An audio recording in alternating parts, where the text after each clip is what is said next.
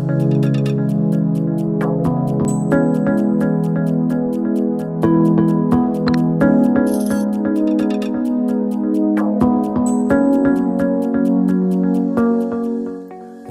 шинжлэх ухаан хүмүүнлэгийн баялаг байгууламж бүхий цогц их сургууль гэдгээрээ алдартай.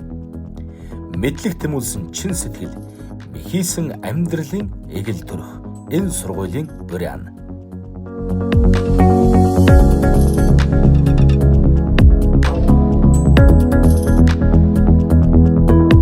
Жил болгон яг семестр эхлэх болгонд тухайн шинээр хэлсэн оюутнууд бүгдийн эрүүл мэндийн үзлэгт оруулна.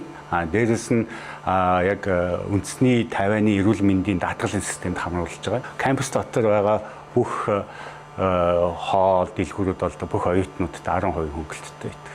Тийм бас даваа талыг өгч байгаа. Дээрээс нь нэмэлтээр оюутнуудтай суралцах хоёроо номын сан болоо олон улсын эзэм шинжилгээний бүхий л мэдээллийн сан руу орох эрхийг бүрдүүлж өгч байгаа.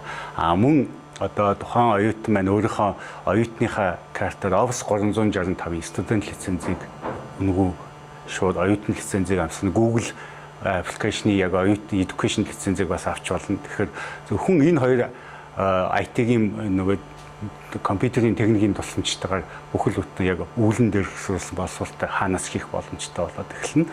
Дээрээс нь тухайн одоо инженерингийн сургуулиуд дээр хэрэглэдэг өндөр төлбөртэй инженерийн AutoCAD юм уу зураглалын тийм өндөр програмуудыг бас оюутан шууд өөрсдийнхөө судалгаанд хэрэглэх боломжийг бүрдүүлж өгч байгаа. Ялангуяа MATLAB, AutoCAD одоо манай мэргэжлийн хувьд бол одоо ArcGIS гэдэг одоо газар зүйн мэдээлэл системийн газрын зургийн том системүүдийг шууд оюутан лиценз өөрийнхөө студент ID-гаараа шууд авах боломжтой болж эхэлнэ.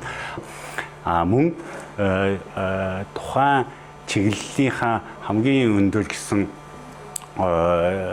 сэтгүүлүүд хандаж өөрийнхөө бүтээлийг судалгааг хэвлүүлэх боломжийг бүрдүүлж өгч байгаа. Тэр бүх зардал нь бас яг энэ зарим нэг тэтгэлэг хариуцах юм уу? Эсвэл тухайн оюутныг хариуцж байгаа өдөртөгч багш нь өөрийнхөө судалгаанаас санхүүжлэх жишээний ийм боломжуудыг бүрдүүлж байгаа. Жишээ нь одоо докторийн хөтөлбөрт одоо миний хувьд бол нэг Q1 юм уу Q2 зэрэглэлийн судалгааны ажлыг дор хаяж 2 олон улсын сэтгүүл хэвлүүлсэн байх шаардлагатай. Тэрийг одоо эхнийхээ пейпер дээр ажиллаад эхэлсэн явж байгаа.